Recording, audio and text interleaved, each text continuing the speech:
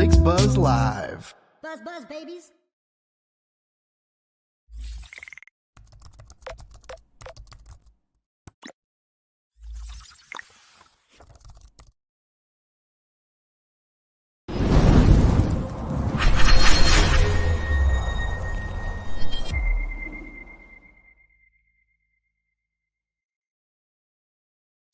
Hey, Buzz babies, it's Thursday. I know a lot of you are probably like, Blake, what are you doing? Why aren't you watching the Chiefs game? Well, that's because my job is just so freaking important to me. I had to sacrifice my NFL fandom to celebrate some really cool stuff that my CEO boss, Joel Rodriguez, and some of the Metal Ninja crew are doing at the old Dojo Roundtable. So I'm gonna bring everybody in and introduce you to my awesome coworkers, and we're going to talk to you about some of the awesome stuff that we've got going on at the company. Here, our CEO, the man himself, the man with the plan, Mr. Joel Rodriguez, all decked out in the merch. That he's the only one with the merch. It's kind of interesting that the boss, the man with all the powers, the only one with the man with all the clothes.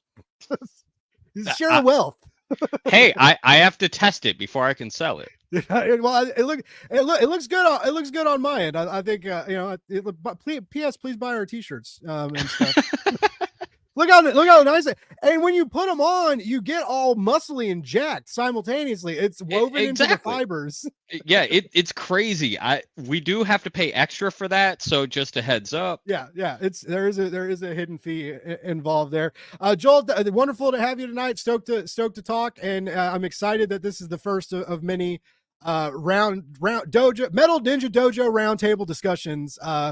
I think this is one of Joel's ideas. I really supported it, and one of the reasons that led to the sponsorship of the channel was so that we could kind of already have a platform in motion to talk about things going on at the company and network with our awesome community as well. Like build those connections and share the brand and the love and the education that we're gonna talk about later. So yeah, excited to kick this off tonight. Yeah, we've got plenty of stuff to talk about and plenty of time to do it. There's no important games going on right now, so. Next up, we have our lead editor, Mr. David Byrne. David Byrne is friends with him and Joel go way back to the before times. They've been friends for a long time, and they make comics together sometimes. One of them we'll talk about later, but Canceled is live on Kickstarter right now, wrapping up its successful David Byrne campaign on Kickstarter. How you doing, David? I'm great. How are you? Other than missing the Chiefs. Right? It's like, I'm glad you're missing it too. David was on the show last week, and I told him the sacrifice I made for the company, and David was like, yeah, that's the difference between you and me, Blake. If it was Philly, I wouldn't be there. That's why I don't even ask David. It's like, if Philly's playing, I know David's not here. It's just how it goes. Nice. Well, if the actual Phillies were playing, it would be on in the background. In the background? Now. Yeah. That's like Mario. When Mario's Candelario's been on my show a couple times, and he watches wrestling in the background. He tells you too that he doesn't try and be sneaky about it. He's like, guys, just so you know, I got the TV volume's low, but the wrestling's on. Next up on our list of Metal Ninja crew, we've got lead designer and letterer Christian Dokolomansky. I probably said his last name wrong. I guess we're calling him Count Doku now. Okay. That was decided by Joel, who is our boss. That's the new thing. But anyways, yep. Christian is on our Rockstar Design and Lettering team, doing amazing stuff. Working on the I know he did. You did the brand new Merc campaign, the summer special, right? Mm-hmm. Actually, I did the whole graphics. But before jumping into business, you, Joel, said that there's no important game. Let me correct you. Argentina is playing Ecuador right now. I'm sacrificing a lot by being here. I appreciate your sacrifice, Christian. I don't like making people miss important games. Okay. Well, yeah. So yeah, Christian, we'll bring up that campaign to talk about all the awesome work you did on there. But yeah, it's we're lucky to have you, sir, and we're happy to have you. And thanks for tuning in on the channel tonight. And last but not least, we got our other designer and letterer, Matt Krautzer. What's up, baby? How you doing? Cool, man.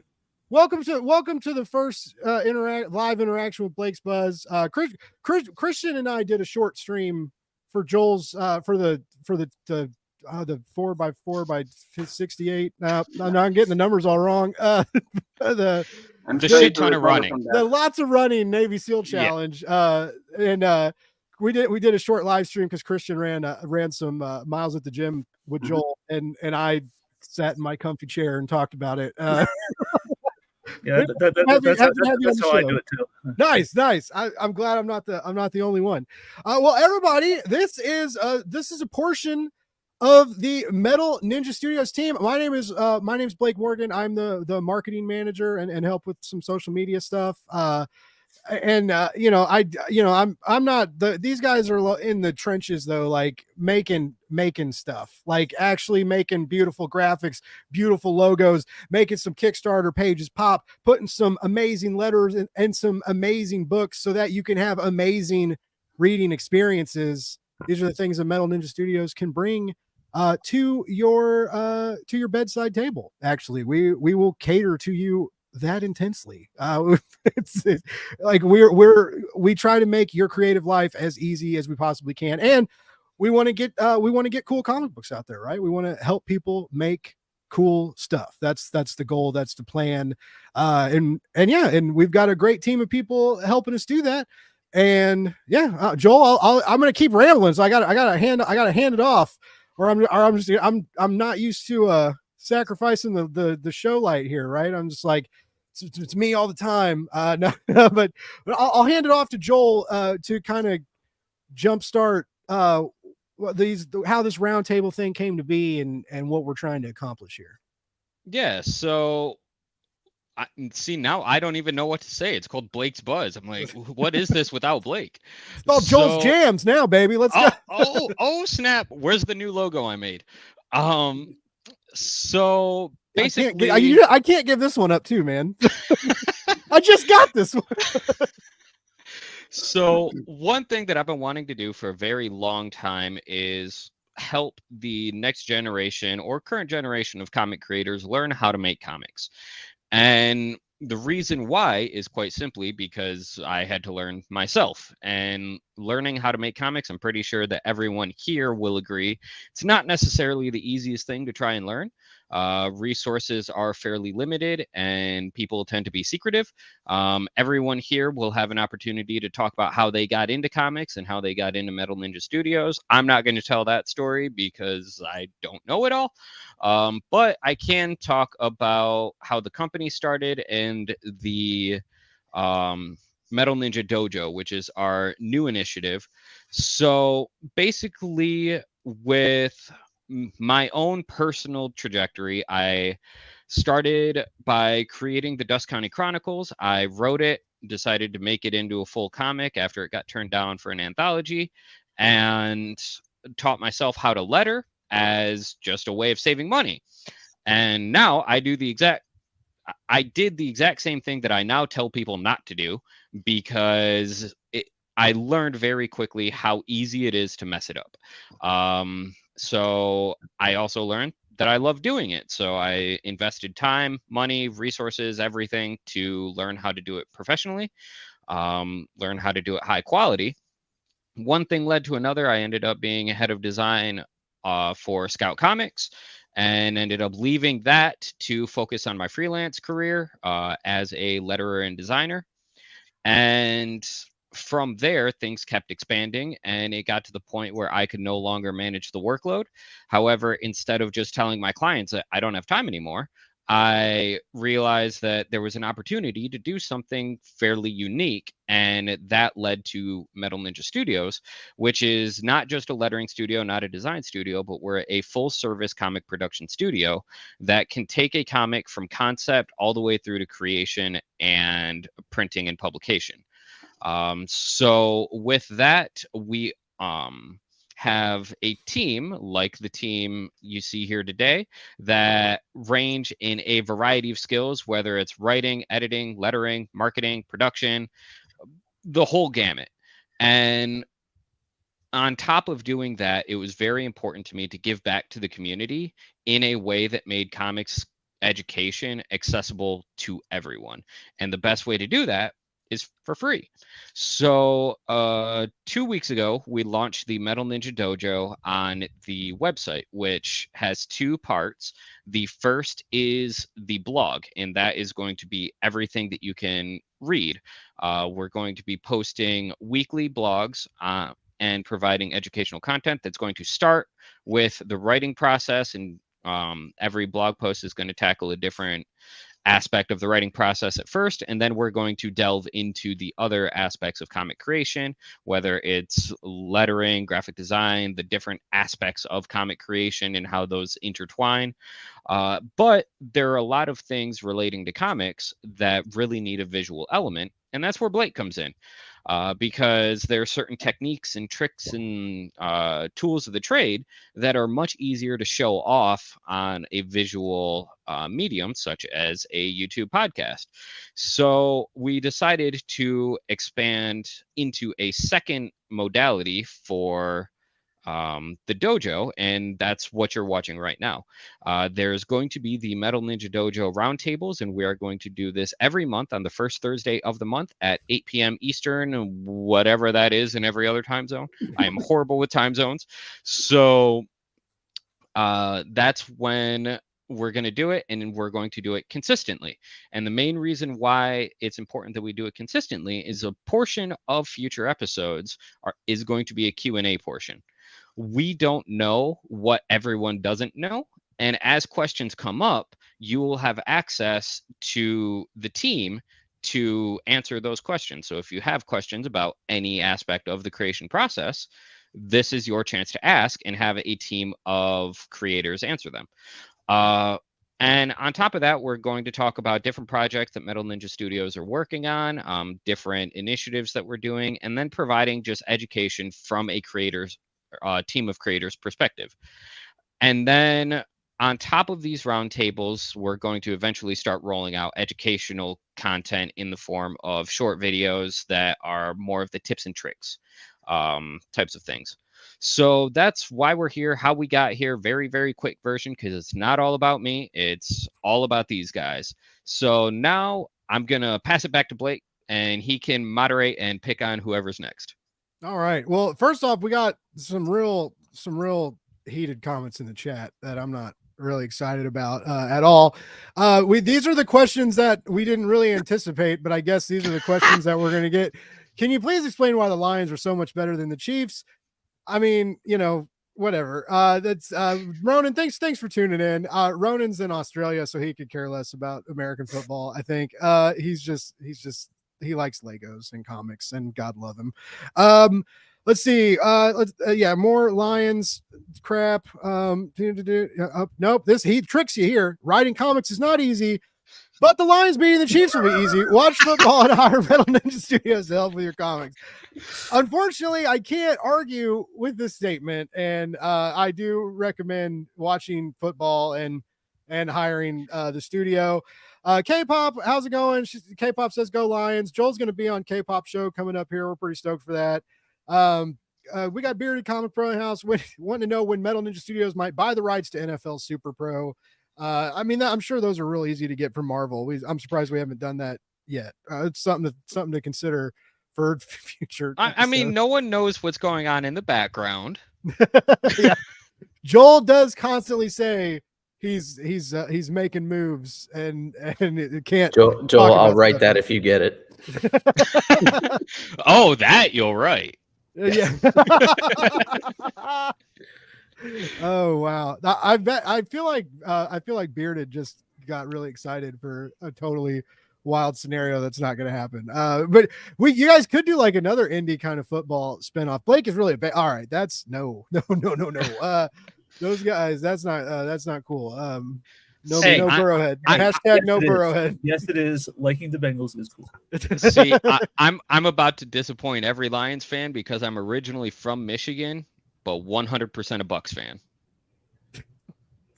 So and that's why football's amazing, ladies and gentlemen. Yep. You never know what you're going to get or what's going to happen unless it's like sequential Chiefs Super Bowl wins. That Joel the is burying the lead though. He was a Bucks fan because of Brady. Oh. I was a Brady fan. I was, hands down. I was a Brady's fan because obviously I like winning. So you got to Brady follow the guys. overrated. Hey, he won a lot. You got to follow the guys that win. Yeah, Messi is better. That I'm not arguing. Hey, I didn't say I only follow one guy that wins. Apparently this is a trend in Michigan. But keep in mind, I live in Florida now, and my son's very first football game was the Bucs Super Bowl that Brady won. So, wow. I mean, Ooh. See? Now it's Tough not to follow. Exactly. Yeah, now you I'm threw sure in he'll like remember some it fondly. tradition and a nice. Oh I yeah, feel like my it's too high of a bar for him as far as expectation goes, because like how much higher, like, is it really going to get better than that? He was like a month Or is it old. all He's not going to downhill? remember Yeah, anything. he was like 2 months old, so he doesn't know what the expectation is. Really, it's just me standing in front of a TV holding a baby that's looking around like, the hell is this? Yeah, I'll be more So- impressed if you keep him a Bucks fan, as they're going to be terrible for about a decade. It is what it is.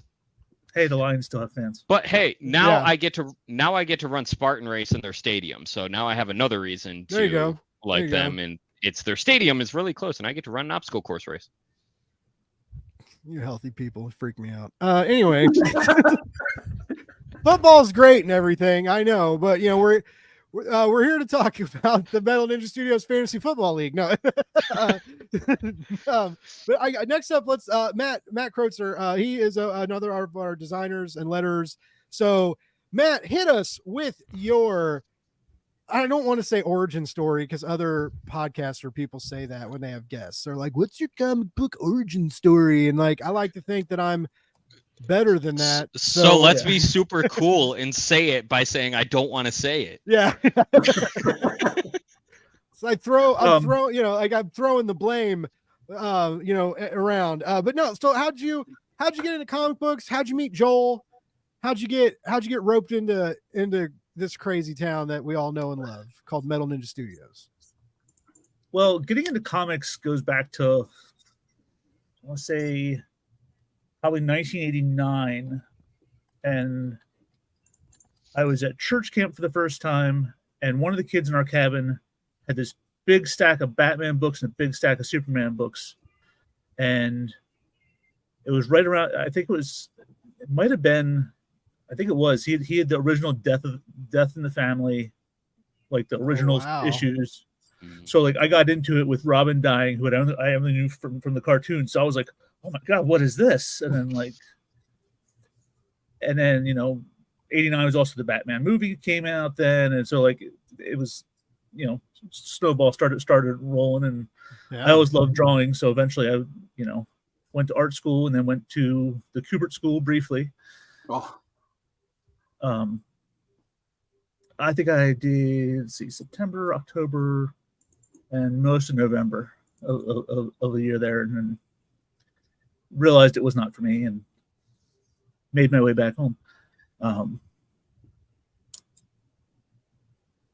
Became a graphic designer, and then years later, of all places, Bleeding Cool, back when they used to have a forum, I got talking to some people.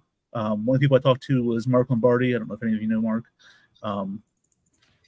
But he was working with a publisher called Greyhaven Comics, and their whole thing is just getting people their first comic book published work.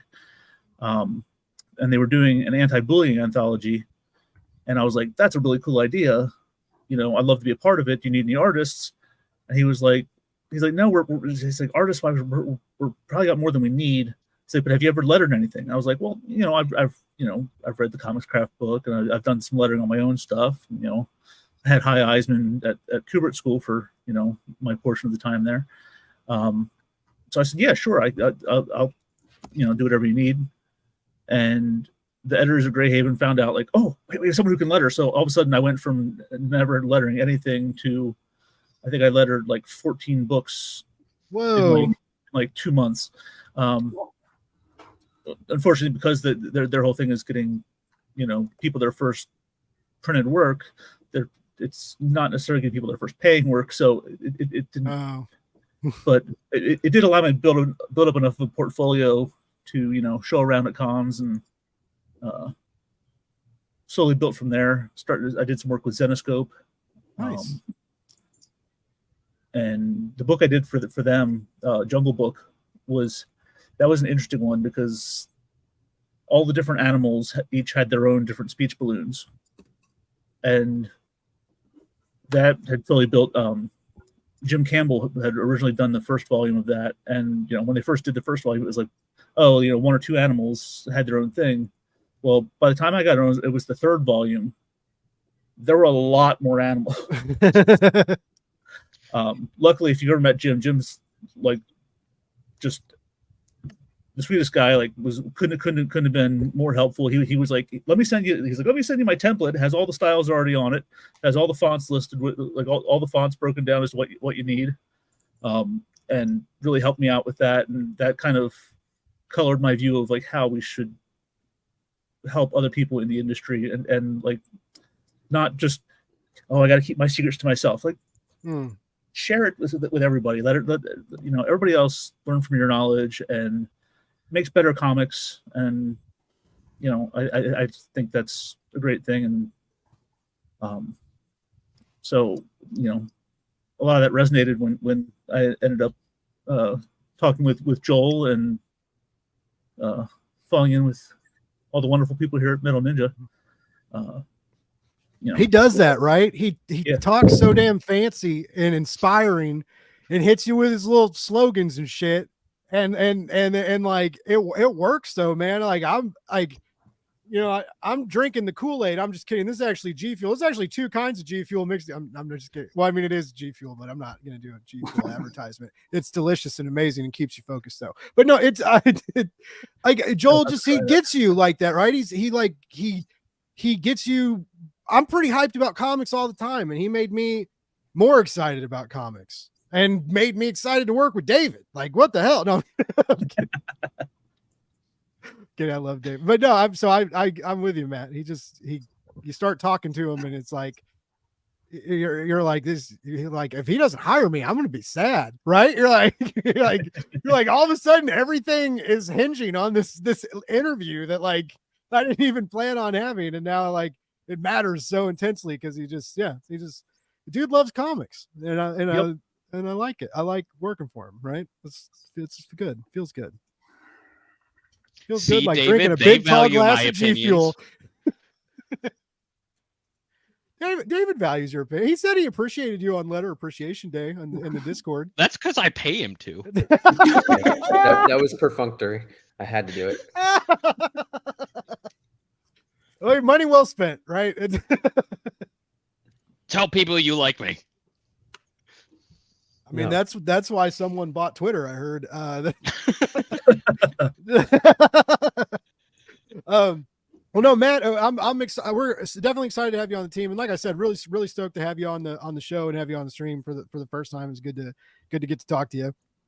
And I guess up next we'll segue into this is the guy that we had to pay to be here and be nice to Mr. David Byrne.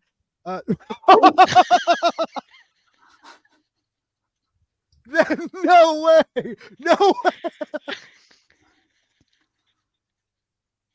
Holy crap. Talk about timing, man.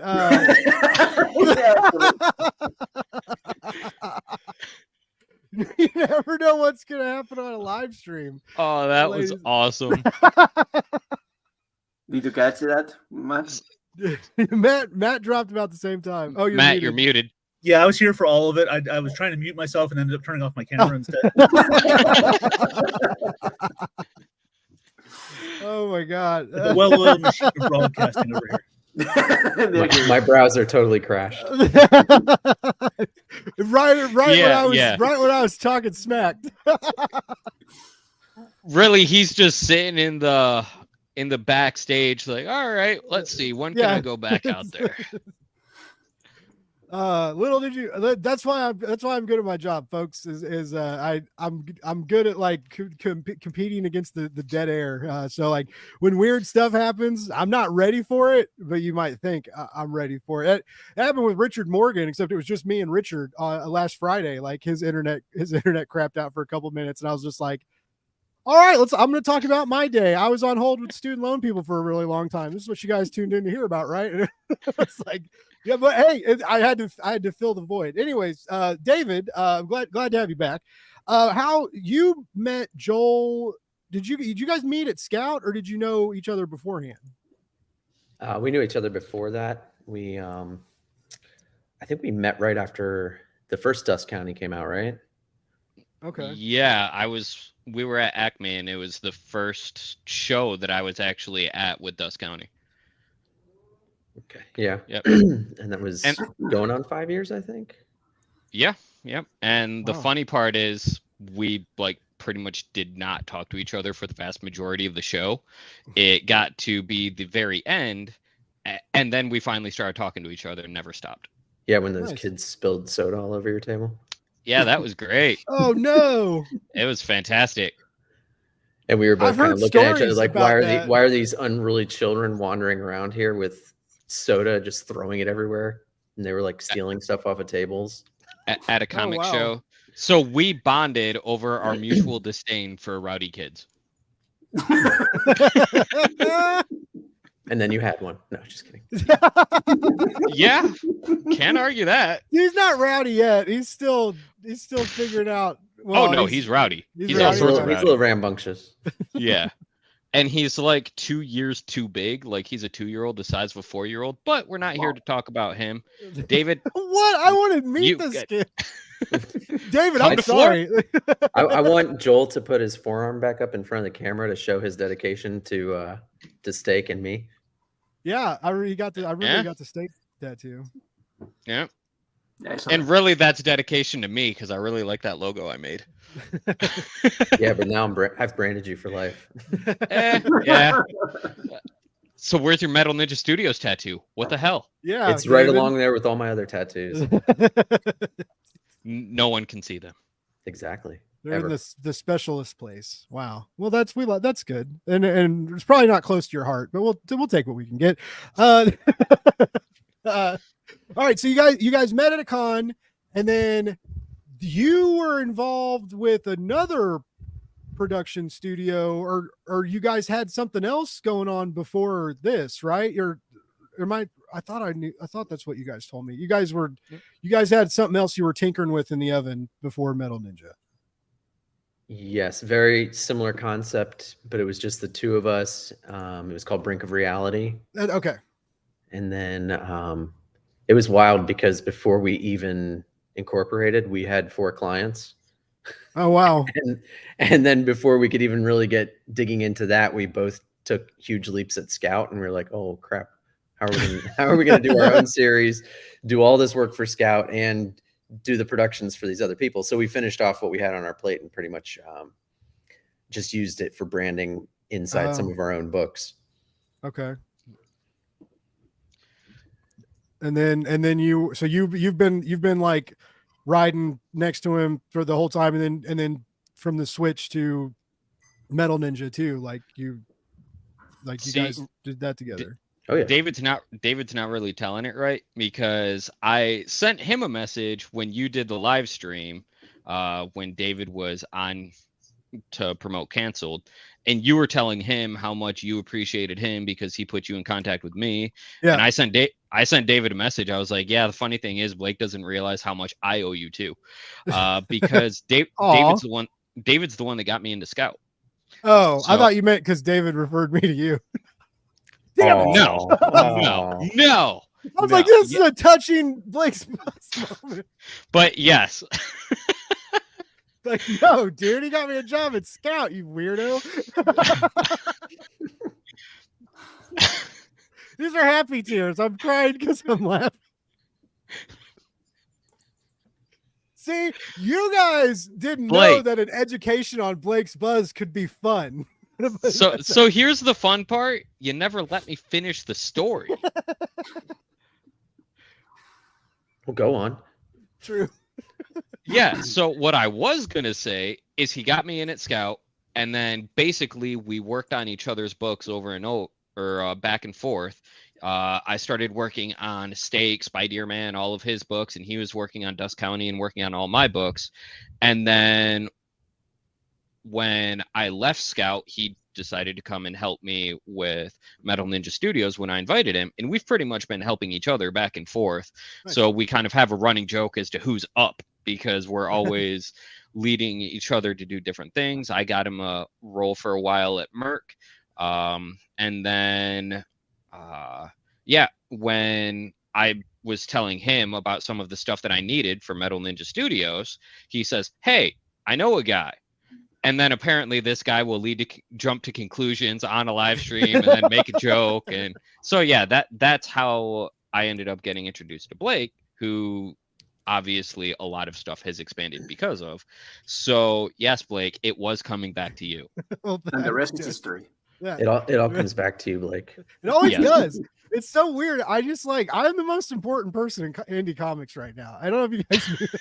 That's why it's buzz, baby. Yeah. Because you got to get to both buzzes. It's Yeah, all the that's stuff in the middle. That's the meat. That's gonna be one of the new. I keep talking about how I'm about to make new T-shirts because I need a new design with the new logo, and because the evil bots on the internet stole all my old T-shirts. But that's gonna be like one of the new ones. It's like I'm the most like have like a name tag badge. It's like my name is most important person in indie comics. You can all be the most important person in indie comics. This is why I have all the great ideas that Joel pays me for. Joel's like, we're not making that T-shirt. No, but yeah. So, but David, I've known David for a while. David was on one of my first live streams when I transitioned from like doing a regular podcast to doing like the live stream where I did like the Kickstarter forums, because so many people were asking me to come on the show and I couldn't give everybody like their own podcast episode. And so I looked at like other people like, like Kevin Joseph and Will Alred, who were doing like their Friday streams where they have people on and announce these live campaigns and do like a round robin kind of deal. And I did that, but with booze, except I was the only one boozing, but that's fine. Sometimes other people drink, but I would get kind of lit and like not do a great job moderating the discussion. I just finally start like setting alarms to like remember not to let people talk for more than like 10 or 15 minutes. Cause like if there were 6 people on the show, like people would have to wait. But anyway, like David was on one of the first live streams and with I think it was you and I don't remember who was all on there. But it ended up being like a solid show. And since then David's been on a few times. And so, yeah, when David hit me up with talking to me about Metal Ninja and wanted to introduce me to Joel, like that really did. It meant a lot. It was really cool. And it's also cool just to get to work like with him. The more I get to know the people on this team, the more it's like an honor to like, I'm getting to work with like people that are making comic books, right? It's very cool to like work alongside these people and see the projects that they're doing. But like I've known David for a while. I've been a fan of his comics for a while. And the same way I had the same weird outer body experience when I edited one of Jonathan Hedrick's blog posts, right? And I was like messaging friends. I was like, guys, I'm editing Jonathan Hedrick right now. I am the king. I feel important. But so no, it's really cool to be alongside you guys for this journey, and and I'm very appreciative to both David and Joel for the numerous opportunities, which more will come from that soonish, shortly-ish, whatever-ish. But no, it was cool to be. It's nice to be thought about. It was the validation, right? The recognition, right? When one of you guys makes like a really good logo, right? And the client's like, oh damn, and it's like when you get that hit, that warm fuzz in the guts, right? And you're like, I did a good job. I did. People are noticing me doing good work. And it's a cool feeling that I hope a lot of people get to experience in one way or another. Shout out to leaving a gross toxic job and lucking out, finding a cool environment to work in. And then speaking of that, speaking of cool environments to work in, one of the guys who makes this environment even cooler to work in, because he's got a real cool accent and a real cool name. and a real cool style about him. Thanks. we got We already talked about me. What are you doing? we got last but not least, we got Christian. Are you talking about me? Yes, we're talking about you, baby. And you're our lead designer, lead letterer. The other one who gets blamed when we screw up Joel's Dropbox. There's only 3 of you, and 2 of you are screwing it up. No. And by the time that happens, I'm usually sleeping, so I don't know what is happening with this machine. None of us know what's happening. Joel's like too soon. The Blake. joys of running a studio, the shit you never expect to happen. Part of your education, friendly note for anybody using Dropbox accounts. Dropbox doesn't like external hard drives that much, so plan accordingly if you or your teammates use external hard drives. We figured out to tip. If you have everything synced on Dropbox to an external hard drive, make sure that Dropbox is closed before you unplug said external hard drive. Yep. Behind the scenes, we've been dealing with some technical issues. Luckily, the reason why I love using Dropbox is because of the fact that it's very easy to restore missing information and missing files. So that's obviously one of the huge benefits, and the ease of sharing. Yeah. But anyway, so we've been running into a situation where Dropbox will just randomly delete stuff, and we're talking like terabytes worth of information. Yeah. And lo and behold, it has something to do with the external hard drives that these 2 are using.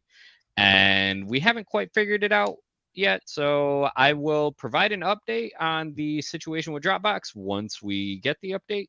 But that's going to be a long conversation with customer service. But you came here for all the boring technical education, so there you have it. And if anybody's dealt with this before and knows the answer, we please reach out to us. Let us know how you and your company or your creative team figured out how to more easily and safely implement external drive storage with Dropbox. But yeah, that's been a fun deal. But anyways, sorry, Christian, I had to throw you under the bus just so I wasn't alone in that regard. But no. So how did you find yourself in comics? And I know you work with Jonathan Hedrick, by the way, on some other stuff. You're doing Quicksand right now, which is a cool book out at Scout, and you got some other stuff going. As we mentioned, you're working on the Monster Summer Special campaign. So how'd you get involved in comics? How'd you get involved with Joel?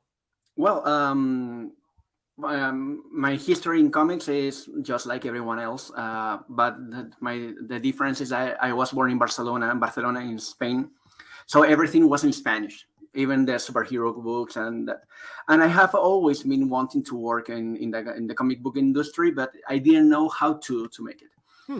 As the time passed by, I came to live back in 1995. I went to Santiago, Chile, that's where I'm living now. And after 12 years working as a industrial designer, which is my degree, I decided to switch into comics. And I had the most intelligent decision in my life. I wanted to become an inker, which is impossible today. I set a plan that in 1 year I will be working in Marvel Comics. I know, I was naive. And by chance and by mistake, I stumbled upon lettering because one guy in Norway wanted to translate his comic book in English into Catalonian, which is the language we speak in Barcelona. So I knew graphic design, I knew Catalonian, so I offered myself. This was a gig offered in that old digital webbing forum. You remember that? I got the gig, but I also got the files. So after doing some sort of reverse engineering, I started to look how it was to create the letter part of the comic book process. So with time, I realized that making a living out of inking comics was an impossibility for me and for all inkers right now. I still love the art of ink, but it's not a livable art form right now. And decided to focus myself into lettering. And the way I met Joel was a mistake. Let me correct that. You're fired. I know. It was a mistake. Back in 2019, I went to New York Comic Con with another German creator for another Scout comic book named Zinnover. And we were guests of the Scout Comics booth. And by the life of me, I thought one of the guys attending the booth was Joel. So jumping to 2022, I find out his email and I drop him an email. Hey, remember me? We met back in New York. No, I have never been in New York. What? And that the rest is history. The funny part is that email that he found was actually my email through Brink of Reality. So he sent an email to Brink of Reality. Yeah. And then when I started expanding Metal Ninja Studios, I said, hey, I remember that guy who actually reached out. I'm going to reach back. And yeah, nice. So that was fun. Yeah. In the meantime, in this long story of mistakes and good steps and everything else, I've been working as a letterer, mostly like 19% of my time in the whole year is lettering, creating logo designs and production design, something like that. But by the time Joel invited me to be part of the studio, I realized that I knew the game, I knew the craft, but not in a specific way to handle it daily and living off it. And that's been part of my journey in this studio. So I'm very helpful. I'm very grateful for that. Cool. That's good. That's cool to hear. So I mean, I made jokes about like how inspiring and like, you know, the things Joel says that like he just kind of figures out how to like, you know, entrance you, right? And like get you passionate, like he's passionate about stuff, but he, you know, his like he's genuine. Like these things are real, you know. It's not an act. He really is that passionate, and he wants us all to learn and get better at like both what we're doing and what we want to do in this industry, right? And so it's very like, I'm still not used to it. I still wake up every day and I'm like someone's gonna like pinch me and wake me up, and I'm gonna realize that like I'm still at a crap job, or you know, and like this whole comic thing's been a dream, and like my boss really doesn't believe in me or care what I have to think, right? Because that's like the situation that I came from, that like I'm always worried about having to like, you know, have to go back to or something. And it's been an eye-opening experience working for someone that, hey, just when you and your boss have like the same kind of goals and aspirations, right? And it's not, you're not just working for someone who's like, I want my bonus and like I want my boss and my boss's boss and then their boss and then the you know, what are the stockholders, and you know, like I want everybody to get paid, and so I need all my little drones to do these things so that, you know. And it's, you know, it's just different to work in an environment like that. That's just like supportive and learning and you know, and if that's the way he treats his employees, think of how he treats his clients, who he likes even more than us. Like it's like they get like this. I made a joke that will like bring your comic to your bedside table, and like I wasn't that far off. And what I was saying, like, you know, when Joel meets with new clients and finds out what they want from the studio, what the studio can help them with, you know, it's very much, you know, catered to like these individual jobs and aspects and creators. And that's Joel's on a really great podcast that just premiered today, the Wine and Comics show, that had a hilarious introduction and technical mishap, but like afterwards, I mean, they had like a really great lively conversation, but Joel talks about a lot of this, and like, you know, working for like each client is like is their own, you know, it's their own person, their own special entity in Metal Ninja Studios. It's not, we don't lump people into control groups and toss them off so other people can take care. It's just like, it's very like focused and on the individual. And I don't see a lot of publication houses and or like production studios or lettering studios or, it's hard to track us right with other companies, because not everybody does, like people don't really do what we do, and they don't offer everything that we offer, but like the elements that are kind of close to what Joel's doing, I just don't see them. I don't know. I guess I might be speaking out of turn, but I feel like what we do with our clients is more, and I say intimate in like a not weird way, but it's very like, we remind you the creator, you, the person, like you're the special thing that we're working to make more special, right? We're not, it's not your book. Boutique experience almost. Yeah. It's like a comic spa day, right? I mean, but even better. And like, we're not going to wash your feet. Yeah. I mean, I guess, I don't know. I never say never, but probably not going to wash your feet.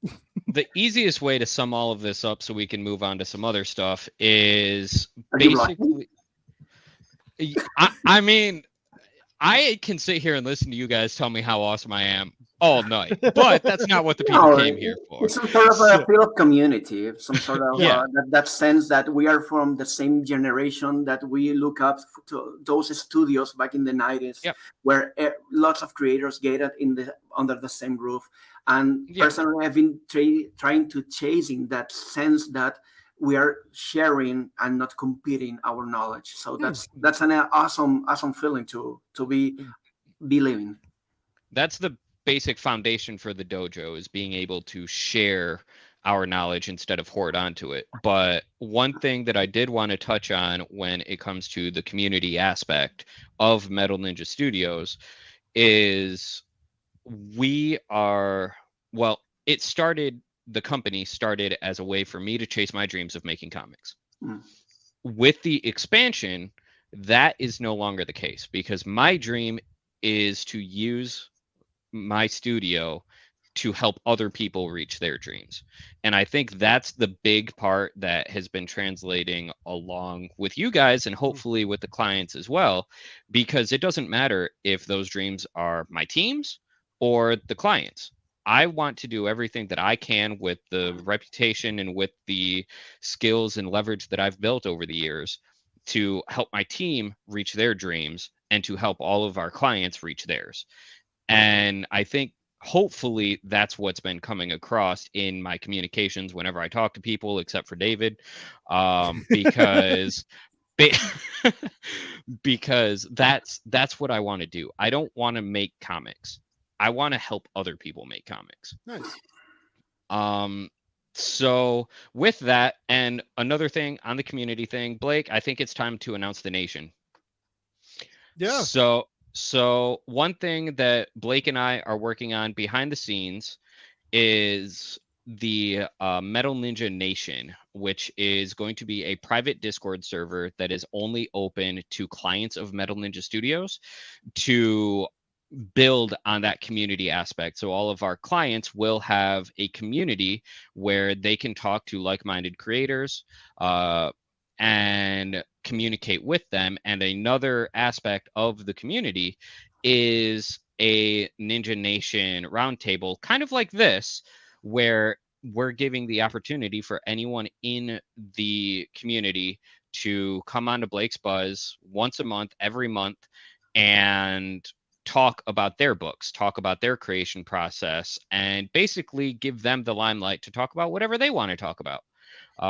So the dojo isn't just going to be the team coming and talking to you guys. You're going to hear from, or you're going to have the opportunity to come and talk, offer your own insights, talk about your own projects, and mainly promote your own stuff. We want to give you that opportunity as part of the Metal Ninja Nation. So we're working on that behind the scenes. We'll have more information for that as it comes along. But that is one thing to keep an eye on. So with that being said, Blake, back to you. Yeah. So, I mean, community is a big focus for us, right? First of all, without you know, we do a lot of crowdfunding work, right? So without the community, guess what? Crowdfunding doesn't work. Crowdfunding, it requires a community behind it. And this community that we're involved in, the comic book community, you're all awesome and we love you. And you know, we want to stay in contact with you, and we want to, when you think of Metal Ninja Studios, yeah, we want you to see that logo, right? We want you to see that ninja head or the ninja avatar, and think of that too, with the ninja with the pen in his hand, instead of which is the weapon of weapons, right? The creative weapon. And you know, we want you to think of that too, but we want you to think of us. We want you to see people, right? And these are the people that can help you achieve your creative goals, right? These are the people that will work alongside you to make projects that you're proud of, that you are glad to put your name on, and that you're proud to put on a Kickstarter page, or to try and get into shops in the direct market, or release on Gumroad or Etsy, or however you want to sell your books, right? We want to make that happen easier for you. And we love to do it, right?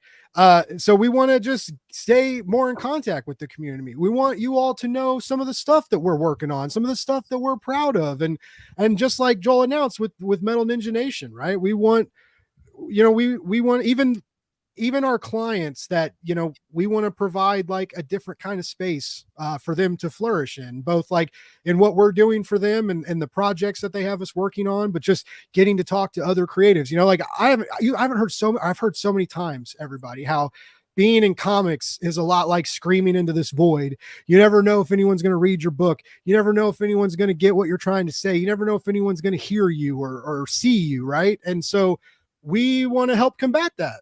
We want to give people, you know, spaces to show off what they're proud of, and show off what we're helping them create. And so we hope Metal Ninja Nation will be, you know, a part of that, and in live streaming those and broadcasting them out, just like we're doing tonight. You know, we're hoping that you know, it'll get eyes on some of these new books, on some of these new projects, and get you guys excited, you know, and keep you guys coming back. You know, we're going to joke around. We're going to also get, you know, bogged down with logistics every now and then, business talk.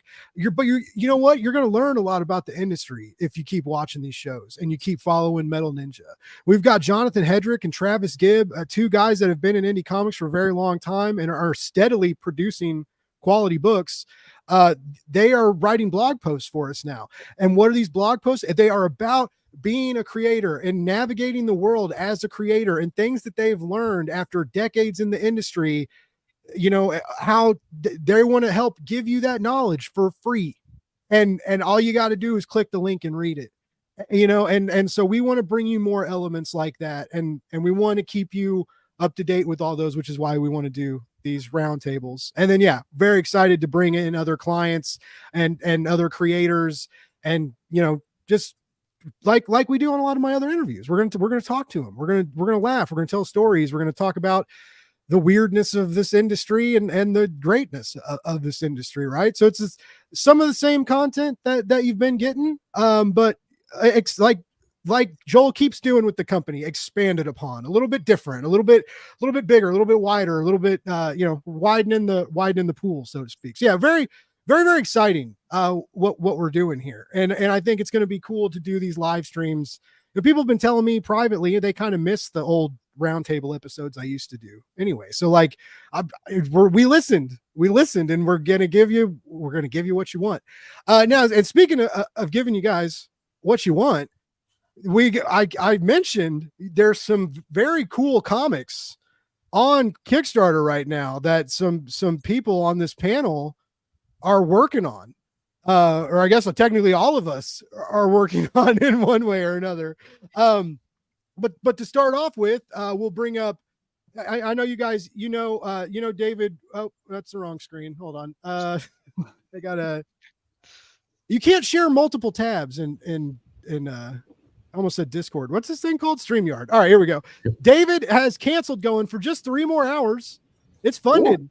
It's funded. All you got to do is walk on over to cancelled.com, or you can run over, you can hop over, you can skip over, however you want to get there. Cancelledcomic.com. Yeah. Yep. Cancelledcomic.com.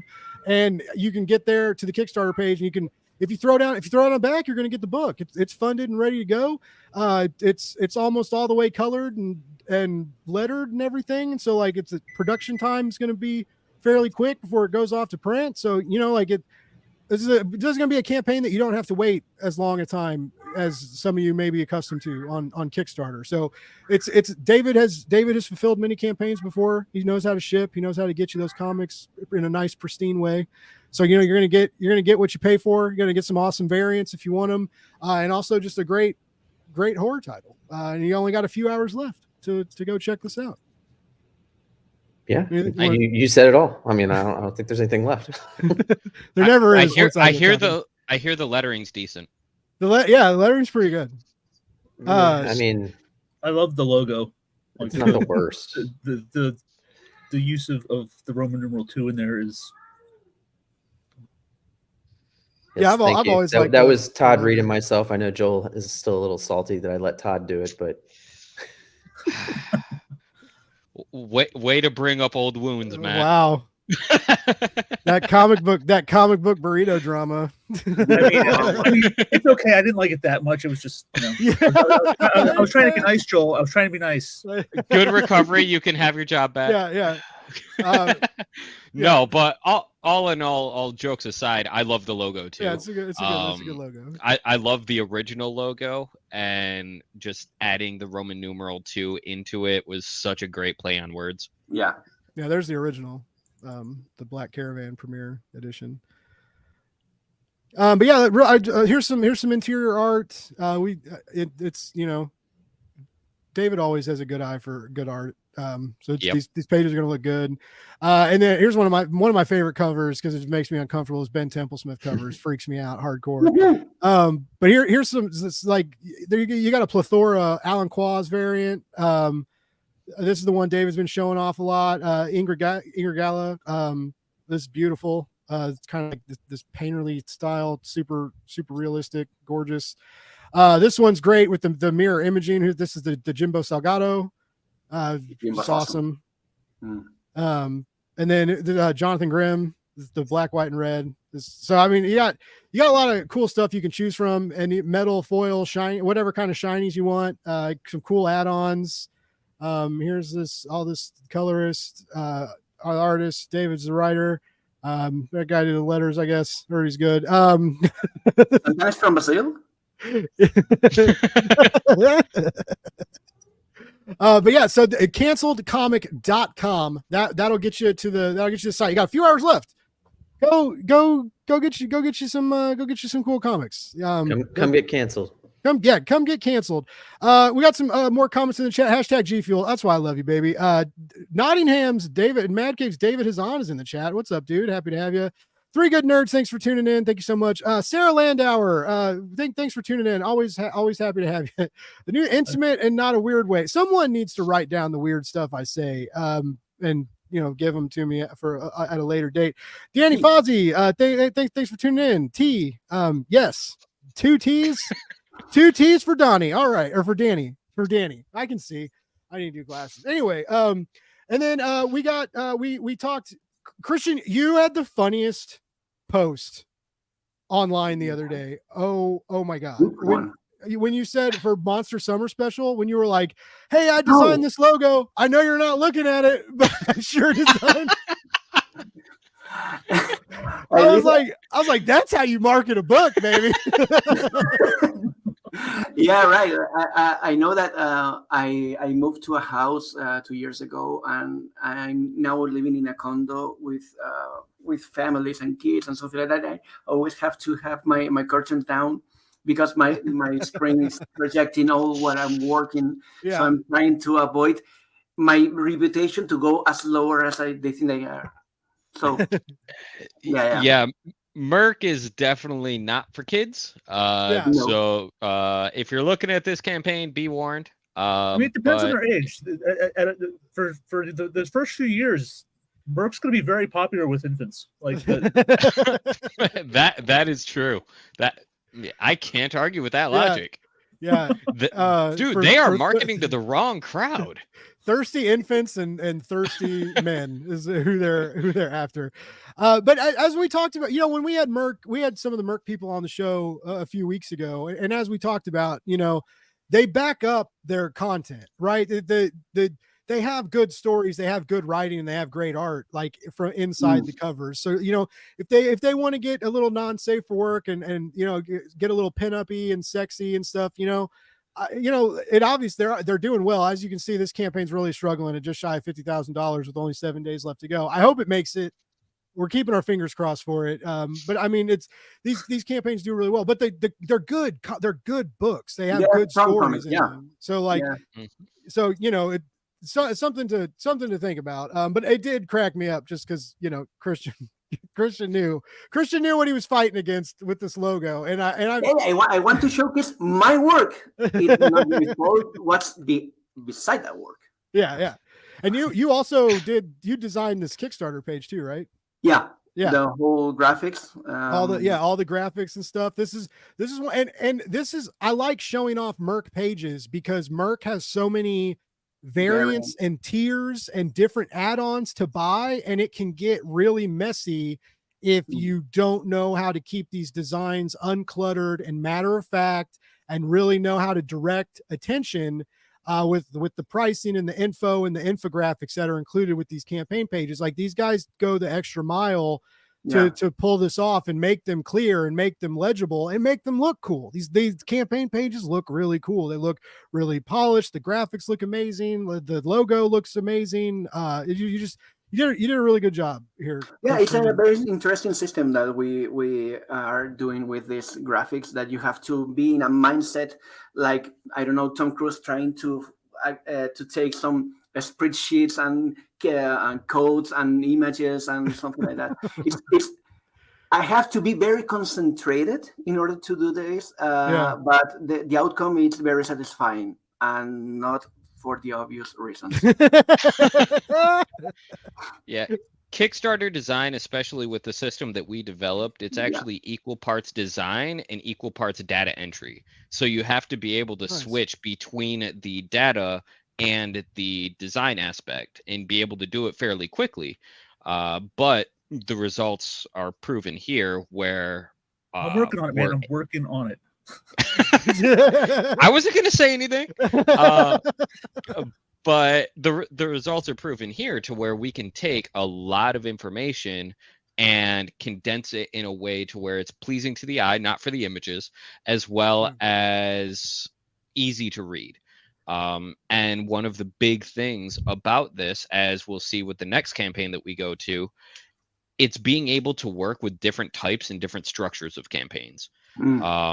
That's one of the big ones, and honestly, that's a concern that we get whenever we talk to newer independent creators, because they say, okay, well, you're working with these $50,000 campaigns that have 86 different covers. Like, obviously I don't have that. And I said, that's fine, because the techniques that we've developed work across the board, and we, with our experience, we know how to adjust what we're doing to make every project shine on its own.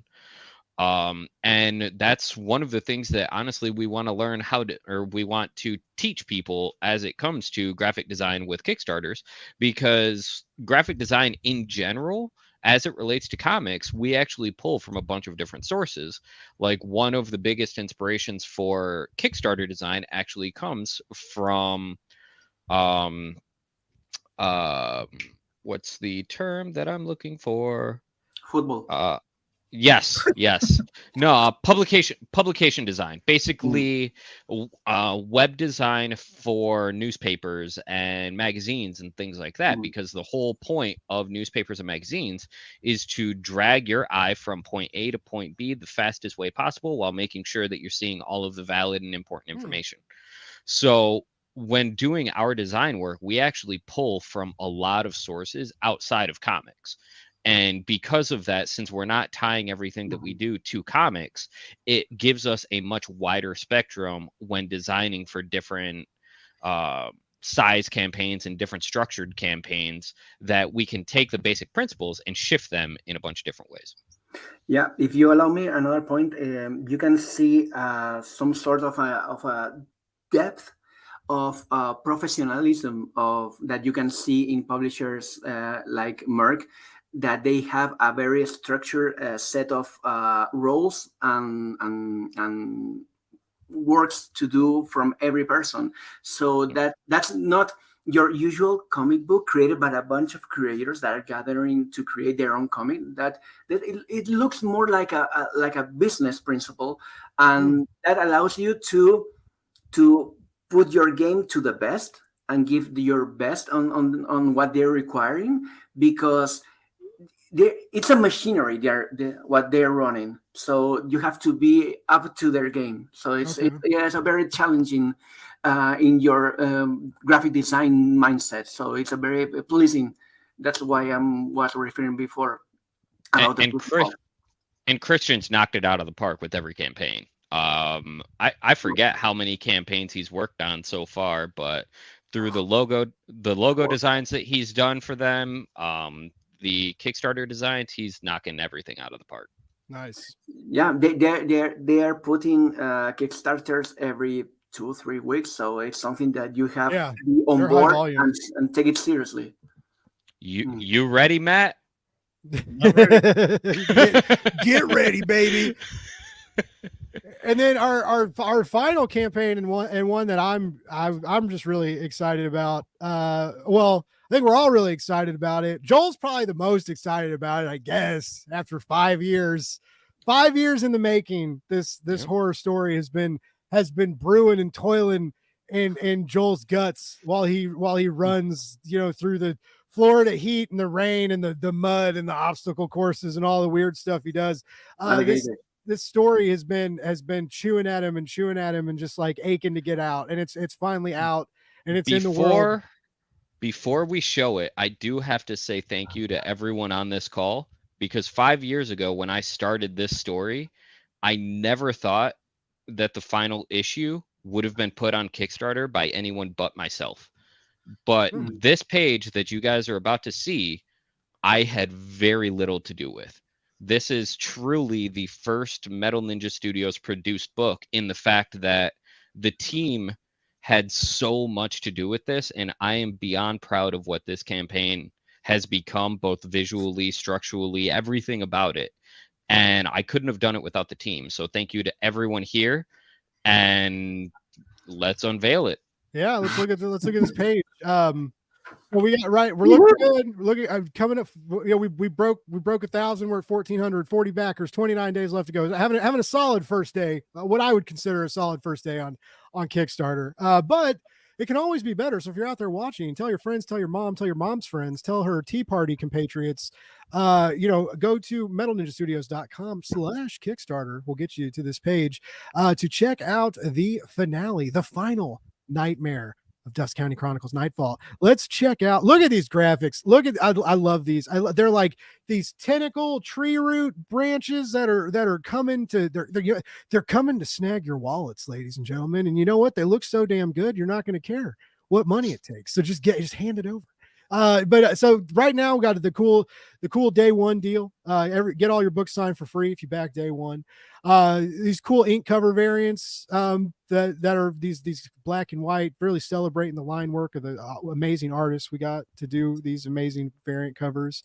This goes through the first weekend, and again, like I'm saying, like just what you get, what they are, how to get them, how much they are. It's pleasing, and it's eye catching, and it's simple, and it just makes sense, right? And this is the stuff that we can bring to your Kickstarters to make these pages pop. I know not everybody gets stuff like this done, but I definitely notice it when you stumble across a campaign and there's no graphics or anything, right? There's like maybe a couple pictures someone took with a cell phone and cropped or something like, and it's just like, I get people have to stay within their budgets and stay with what they're capable of, right? But I mean, it's just, I really want the stuff I've learned from the studio and what, we can accomplish and what other people accomplish on Kickstarter as well, seeing like other successes, even outside the studios. You really notice these campaign pages that seem like hastily thrown together, and that get,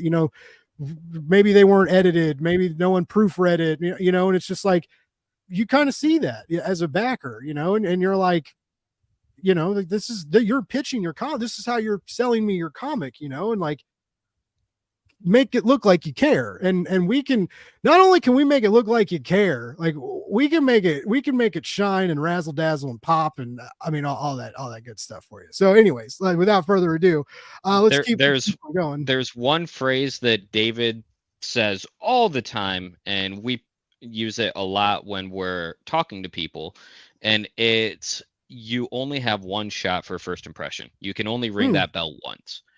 I stole that one from David. I don't know who he stole it from, but yeah, that's a big thing that people overlook when it comes to graphic design for Kickstarter. Is your page design is your first impression. We would love to say that your comic is your first impression, your cover is your first impression, which in some sense it is. People are going to look at the cover and say, oh, this looks professional, or oh, this doesn't. But they also pay attention to what's surrounding it. And so that's one thing to consider. And I don't necessarily want this to turn into hire Metal Ninja Studios, because yes, obviously you guys can hire us. We are doing these podcasts because we are a company that makes money doing this. But I also want to provide some educational value. And the big thing with this is you don't know what you don't know. And one thing that a lot of people don't know is how much the visual appeal of a Kickstarter page matters. So whether you have us do it, whether you have someone else do it, have someone do design work for your page, because those design elements are what draws the eye. And drawing and guiding the eye is how you get backers. Wow. Yeah. Yeah, I totally agree. Sarah agrees as well. Sarah's in pre-launch for her new Glitch comic, which is a web comic that they're printing.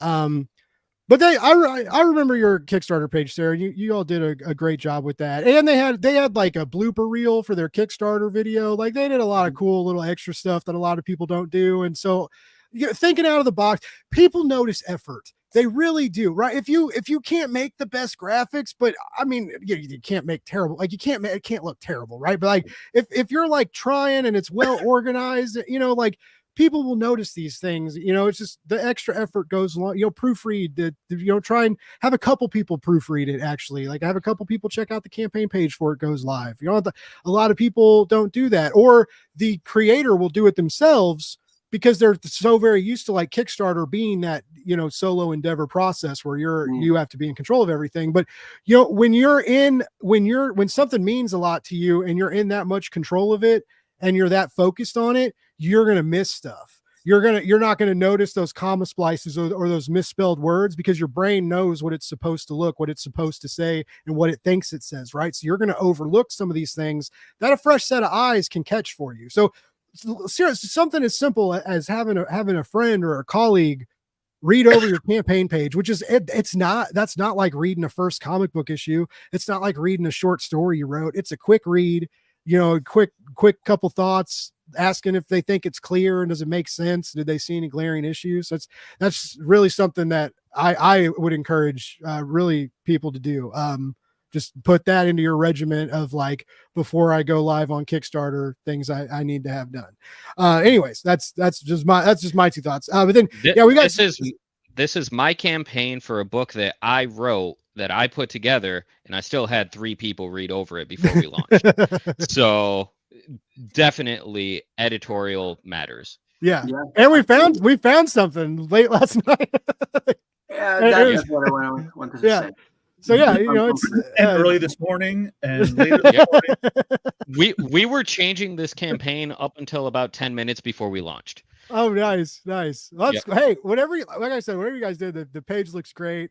And I know I wasn't privy to the whole conversation, but like it sounded like this purple, the palette got switched from like this purple from like an old like green kind of palette, and I don't know. I really like Matt. Do you want to talk about that? Yeah, like Joel showed me some of the artwork from the previous issue, and I absolutely loved the cover. It was Schmolky's cover. Joseph Schmolky cover, yeah. It's beautiful, like this haunting green, ghoulish thing, and it was awesome. Oh yeah, and that's actually where the tentacle idea started from on this design. came from what he did with that. But I found that when I put the green into here, it wasn't working. Okay. It just felt oddly like eco-friendly somehow. Like it didn't give the eeriness of having the full image being green that it did in the cover. So I actually pulled the cover. Perfect timing. This Bloodlust cover. I actually pulled the purples out of that because I was like, that's it's for the current issue, and B, like it's just that immediately gives you that creepy factor. Like, I mean, there's no black on that cover. Like even the blacks are dark purple. Okay. And like it I was like, yeah, that's where we're gonna live on this campaign, I think. I think Schmolke is going to love the fact that you went from his cover to his cover. Yeah.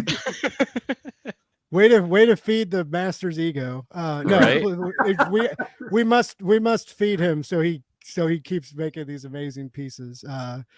Speaking of, you can get we'll get there eventually, but I believe the original art for this cover is still available. Yep. As a tier you can get, which is very, very exciting. I love this Chris Mad cover too. There are all the variants that Joel worked with people and got, like this memories cover that Francesca did. Just really celebrating the bond between our protagonists. And the color on that is amazing. Like, yeah, like when I saw that, and then like I saw the ink version, I was blown away by like just the difference between them, and like they're both gorgeous in their own ways, but I was surprised by how different they were. Yeah, in how the color application changed them. Yeah, the vast majority of what Francesca does is in digital coloring. So if you compare the two, the line work is much more simplified, but it's still beautiful. And then you transition over to the final piece, and to Matt's point, it's just jaw dropping. Yeah, it's really it totally evolves into something new and beautiful. And then this was cool too. This was kind of a surprise. Well, I mean, I saw this before the campaign went live, but I like just before the campaign went live. This other Roman Gubsky cover that he did, the Eventide, which is very, very. I love the barbed wire and the sinister. I don't know. Say a high tension cover for a high tension comic. You know, it's it really does. This whole series is 3 issues, and it moves quite fast, and it's very like it kind of grabs you by the ankles and drags you kicking and screaming through the panels, right? And you're not kicking and screaming because you don't want to be there. You're kicking and screaming because you're just kind of scared of it, right? And it's because it's creepy and it's fun, and so there's that razor wire tension throughout, and I love that this cover just kind of personifies that, exemplifies that really well. And this is a Kickstarter only deal, so this will only be like available like through Metal Ninja campaigns, and then the metal version I think is only in this campaign. It's the only time it'll be offered, right? Yep, that's correct. Nice. Who did his homework? This guy. I hope so. And then yes, and you got the digital tiers again, like just the little touches of like being on a tablet, showing just in the graphics, just to set it apart from the physical editions. And then the numbers are easy to follow, and this is smart. And that's all these guys. I sent them the covers and I said, "Here, do something." And Christian said, "Here's a tablet." Yeah, that's Christian. I said, right there, man. "Perfect, let's do it." It was a very simple idea. The previous Merc cover will feature iPhone 4, and we set the cover, and I said, "Why can't update that?" And I found an iPad and put it that. Yeah. Ooh, who reads comics on their phone? That's dirty. I That's do. wrong. Just kidding. Everybody should read comics on your phone, I guess. Somebody buy Christian a tablet. You can start this guy a GoFundMe. I don't have time to read it, actually. Yeah, you got work to do. You can't read. Yeah, I have a stack probably this high of comics that I just haven't read. Oh, I know. And my local store sends me a text message like every 2 months, like, "Hey, you need to come pick these things up." I'm like, Yeah. Yes, I do. You're like, oh no. There's so many things I want to no. read. I just can't find the time. Yeah, it's finding the time, right? It's it gets hard. It gets tricky. It's the sad irony of being a comic creator. You love Yeah. comics, but you spend so much time making them that you don't have time to read them. Yeah. Yeah. As Joel and I had a conversation last night about some future stuff going on, and Joel was like, Joel's been seeing some of my posts online, and Joel's like, Blake, I won't lie to you. You want to know when the last time I got to play a video game was? And I was like, I know, Joel. I also don't have a kid though, so like I can sneak in some moments here and there, because I'm living that nerdy single life. But yeah, That just means I can keep you extra busy. Oh Like, yeah, you're like Blake. I got my giant 2-year-old is very demanding. I need you to do this stuff for me. He's 6 feet tall. He's only 3 years old. I don't know what to do, man. I don't know. Joel's got a giant baby. Apparently, it's the first I heard about it tonight. And I'm wildly intrigued. he's 2, but he's the size of a 4-year-old. Everyone Wow. thinks that he's 4, and we're like, no. He's gonna be playing. He eats the other children at daycare. That's the next Dust County Chronicles. Yeah. I was actually Daycare. I was just thinking that. I was just thinking that. Oh Kaiju man, baby. I'd read it. I'd read it. But yeah, it's and also I'd like to let everybody know the issue's done. We've sent it out to press. It's been getting good reviews. People are digging it. So another deal where like production side isn't, it's not gonna, you're not gonna have to wait as long from funding to fulfillment. We're gonna get these out to you. I say fairly quickly. Like things can happen. There are hiccups, things, but the book is done. The book is lettered. It's colored. It's beautiful. It's fun. It's amazing. Yeti had good words to say about it. Geek Network posted a great review yesterday. Comic Watch posted a cool review. You can check them out or check out our socials. We've been sharing them because it never gets old. Like sharing other people's good thoughts of your. I've never experienced, like, I've written reviews for people before, right? But like when I'm like repping a comic for my place that I work for, right, and I'm proud of it, and you get like these like good reviews come in, and you're like, oh yeah, and you're like, and it's I'm sure like it feels like great for like you and Roman, Joel, like like having it actually be like your creative baby that you're bringing into the world. I have a fun story that comes back to another thank you to everyone here, because this is the first issue that in a long time that we've actually had ready to go to press before the Kickstarter. Oh, cool. The last Dust County issue actually didn't get lettered until far longer after the campaign than I would have liked. And quite frankly, it comes down to the fact where it's sad that a professional letterer doesn't have time to letter his own book. And that's what it came down to where I was trying to letter the Dust County Chronicles Nightfall #2, but deadlines are deadlines. So I had to keep doing that. Didn't want to make my backers wait, but I couldn't make my clients wait. And it was a very rough situation. Fast forward to this issue, with the team support, being able to rely on the team to handle their responsibilities and produce the high quality work that they do, I was able to focus on Dust County, make sure to put this out in the best possible form as fast as possible. And for once, we're actually able to get reviews, which is awesome. So the whole reason that those reviews are happening is because of these guys. Nice. Well, good job, guys. Because I do think, I mean, I know I've seen it. I've seen already people talking about it, and the people that I reached out to, the press, like, they were excited about it.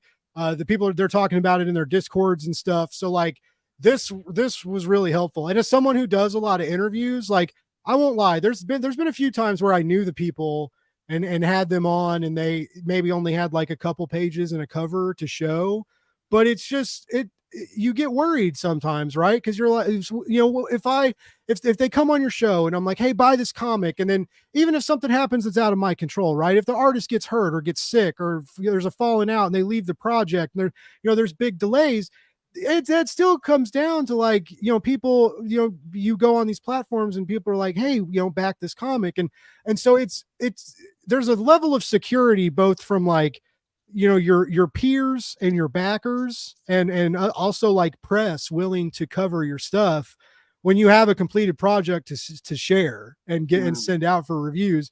And it gets people talking before the campaign, and it gets people signing up before the campaign goes live, right? Which is important. And it gets after the campaign goes live. We got some great pull quotes here on the campaign page, both from like friends of the studio and some press that looked at this comic. And it like I mentioned before in on a couple other streams, it's just like it's hard to be seen sometimes, right? And so the extra effort and some of these things that you can do to help get your project seen, which I think is one of the educational sources that we want to expand upon in our our free educational, I almost said free educational software, and our media that we'll be releasing, is to like help get you seen, help your projects stick out amongst the many.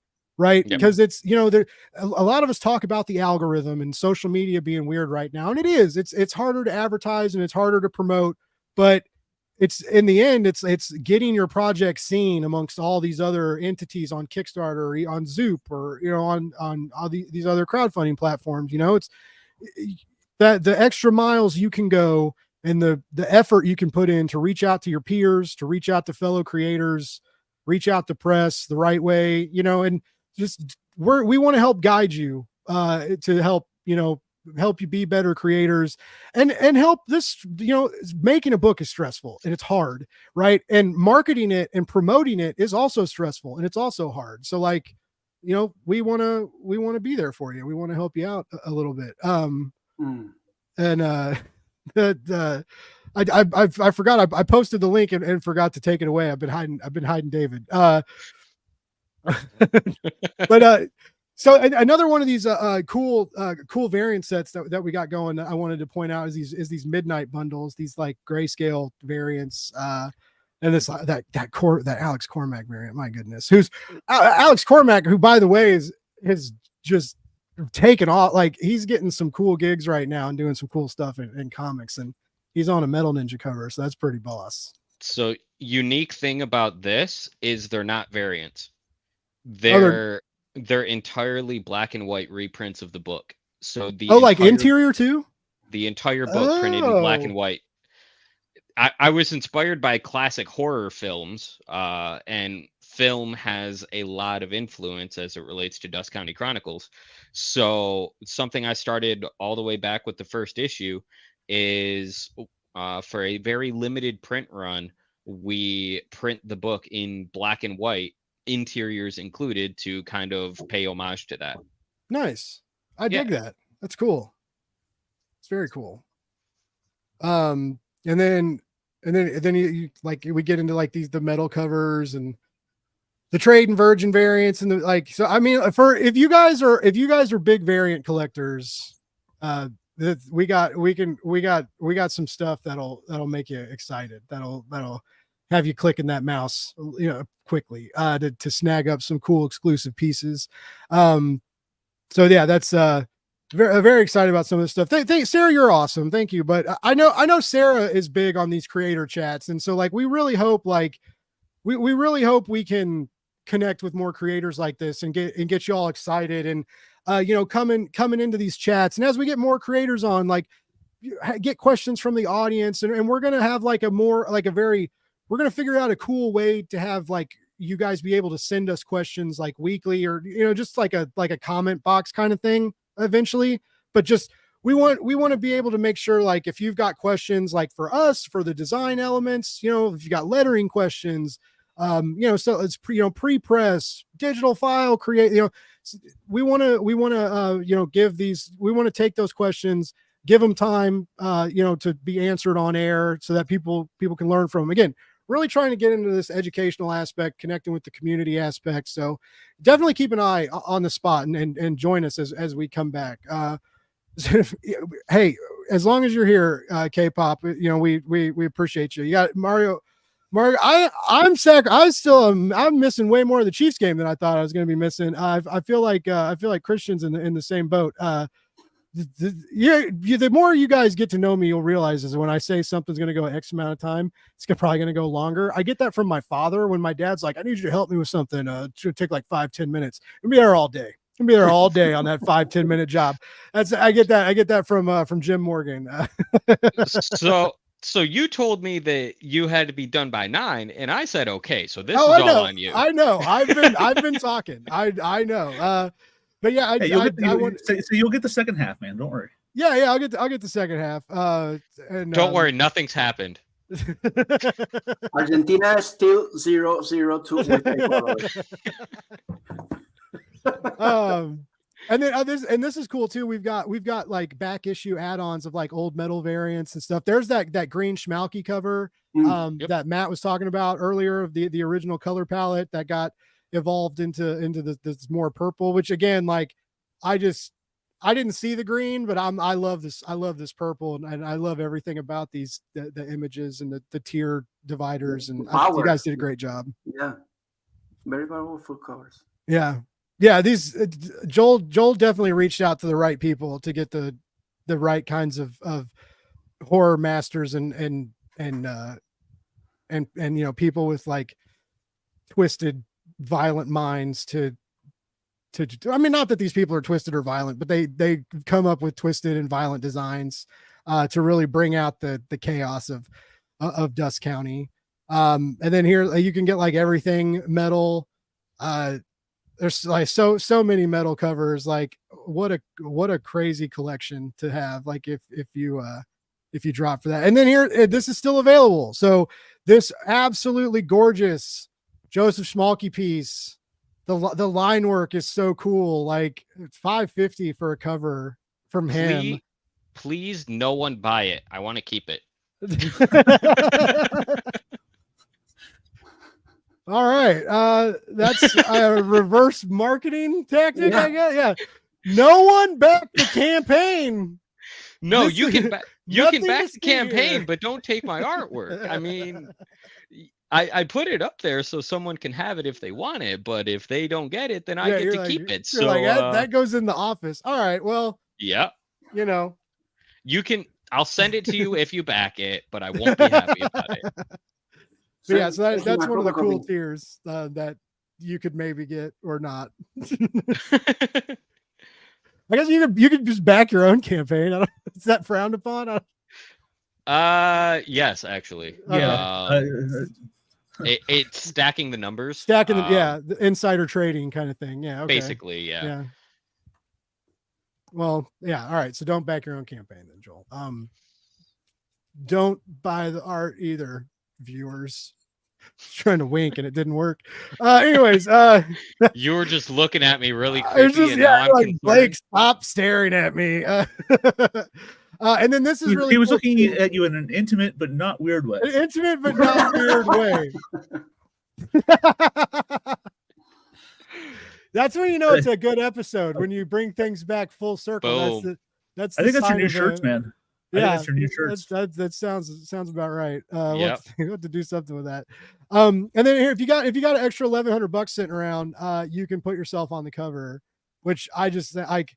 What a great way to spend a bunch of money. I mean, just you could give these to your family on Christmas, and they'll probably be like, "Why did you do this?" But you'll think it's a cool present, even if they don't appreciate it. If they don't appreciate it, you can always get a new family. But find a family that appreciates your face on a comic. Basically, like your face on a comic is permanent. Your family is replaceable. Remember that. For $1,100, you can experience this phenomenon. See, Joel, that's how you sell a tier. You don't tell people not to buy it. That's why I hired you for marketing.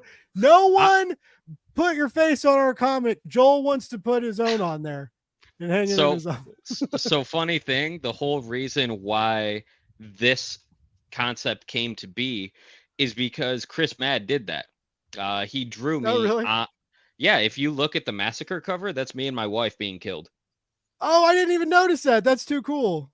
Yeah, so Chris killed me, and after that I was like, oh hey, other people may want to do that. So that's what we did. It is. Now that I'm looking at it, yeah, I guess it is. Where Where is it? We're getting there. We're getting there. There. Oh wow! Look at that. Comic book history, ladies and gentlemen. And that was not my idea.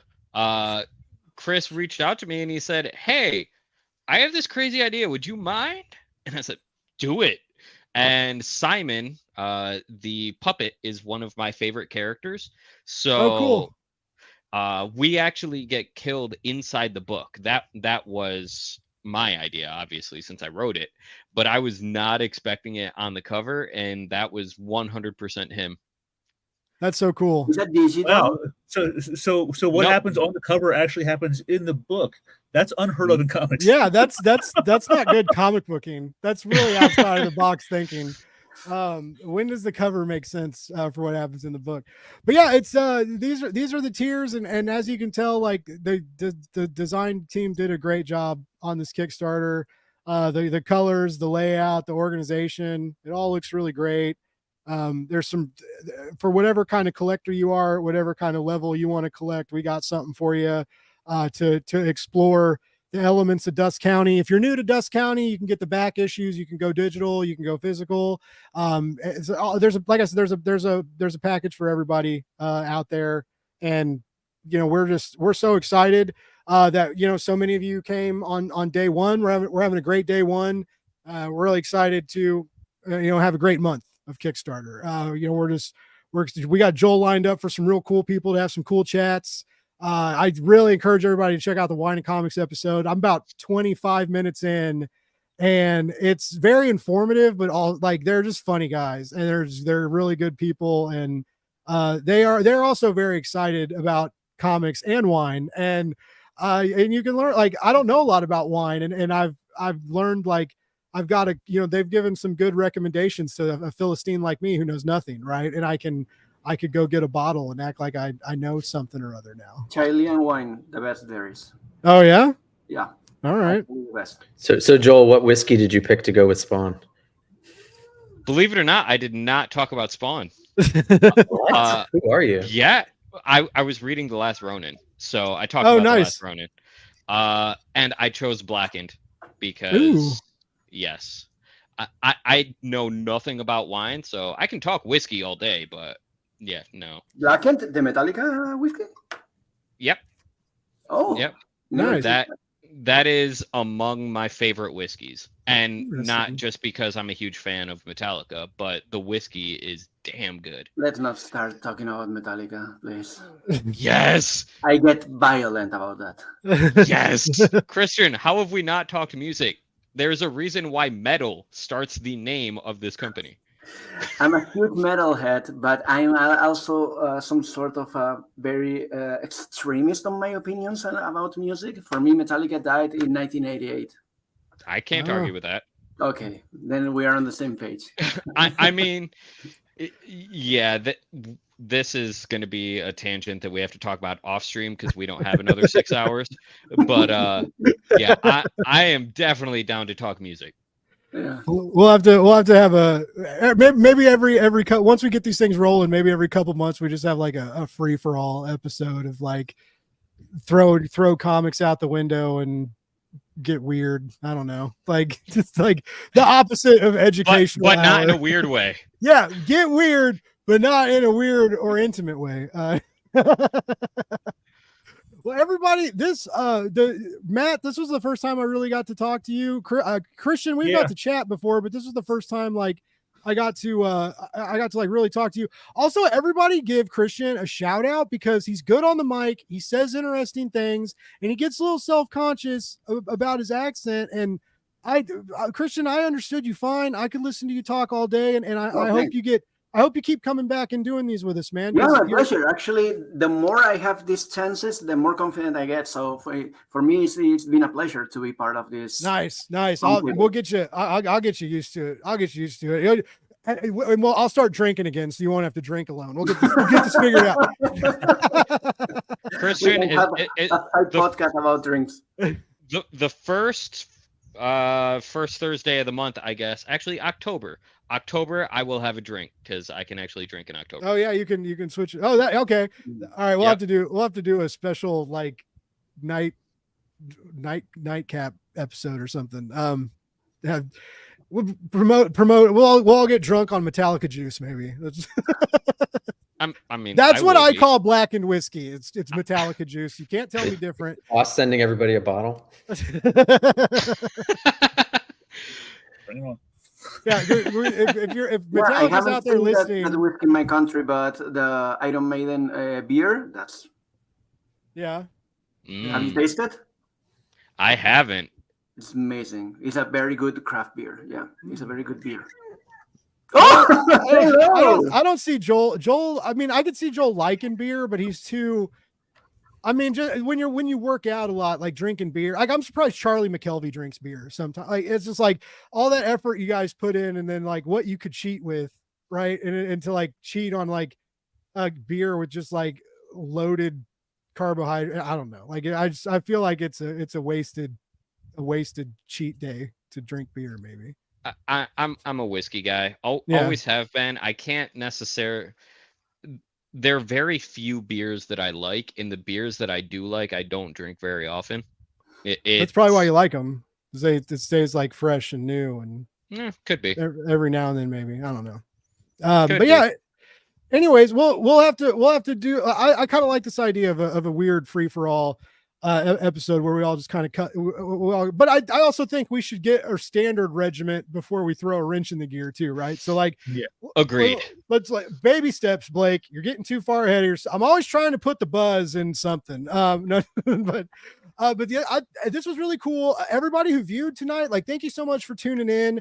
Yeah, Feedback. thank you all. Yeah, for real. And if y'all have thoughts or questions or stuff that you might like to see for future elements of these roundtables, like you as a creator, what you would find useful, please let us know.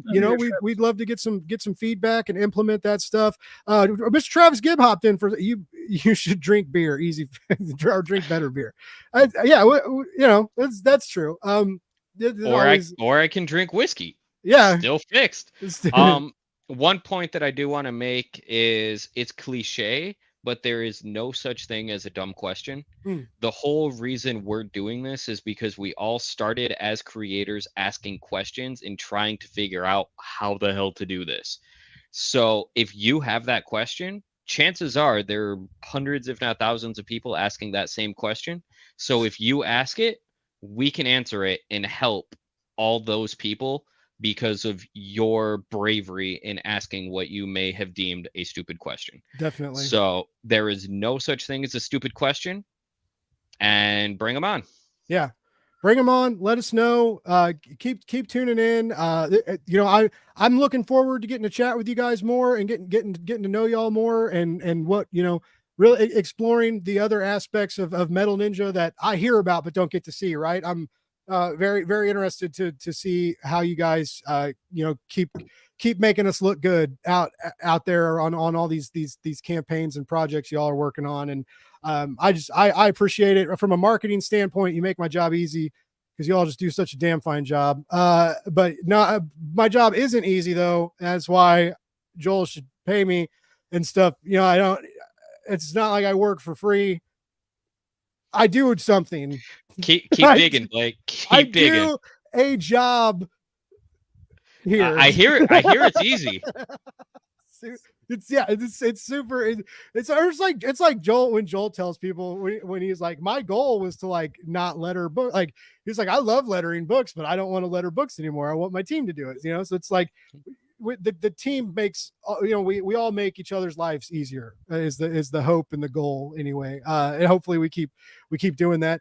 Everybody, it was so great to chat. Everybody remember David's Kickstarter's got about 2 hours left in it. You still got time to get canceled.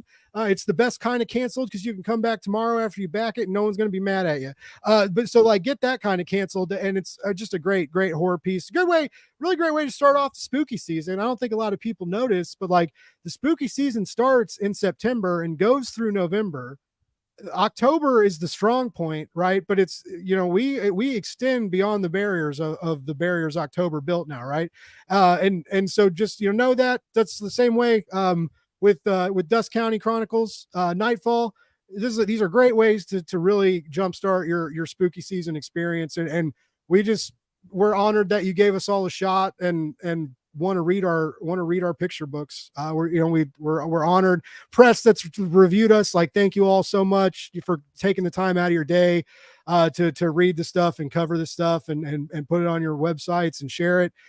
I don't think you guys really know how much it means to us to help when you help us get excited about these books, because we're excited about it, and it's cool to see you all get excited about it too. Everybody's just excited. It's an exciting time for comics right now, and it's also an exciting time for me because I'm gonna go watch the Chiefs game. And I love being live and I love talking and I don't ever know how to shut up. And anybody who watches my show know this. They like the ends of my shows are like the Lord of the Rings, the final Lord of the Rings movie. It had like 16 endings. You're like, oh, Blake's getting ready to go. Nope. Oh, he's telling another story. Son of a bitch. Anyway, does anybody else have anything else they'd like to say or shout out, or any projects or anything I missed to shout out, but before I play the music and set you guys free? Hooday. I mean, I said my thanks. I can keep saying thanks to everyone on the team. And another thing is there are plenty of people on the team that are not on this call. Yeah. Those people will hopefully be joining as time progresses.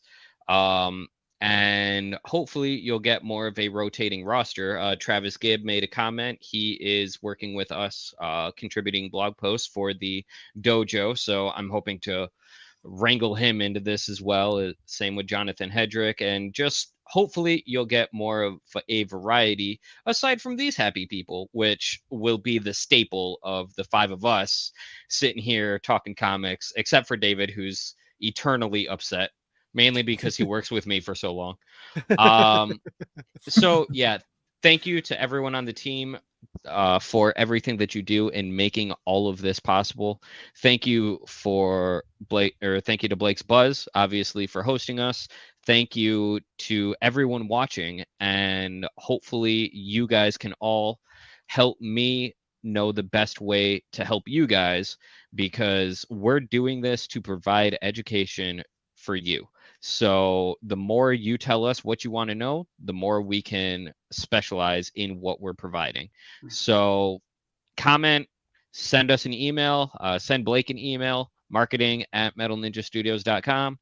Basically, any way to get a hold of us, do it. That way next month we can answer your questions and help you the best way that we know how. Definitely. Couldn't have said it better myself. That's why he's the boss. You better be able to say it better. That's why I pay you. Well, I will later.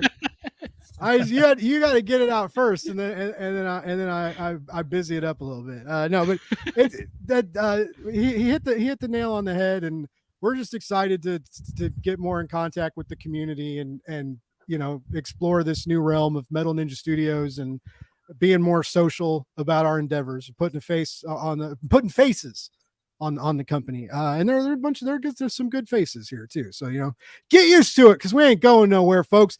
We'll be back later with more comic talk, more educational tidbits, and also getting intimate, but not in a weird way. We'll be doing all these on future installments of the Metal Ninja Dojo Roundtable. Thank you all for attending. Always remember, love more, hate less. Read comics, and while you're reading comics, I would check out the Merc Summer Special. I would check out Canceled 2, and I would check out the Dust County Chronicles Nightfall #3. They're all live on Kickstarter. We showed you how to get to them, how to check them out, and how to make them yours. So I'll leave the rest to you, and I hope everybody has a wonderful night. And go Chiefs, baby!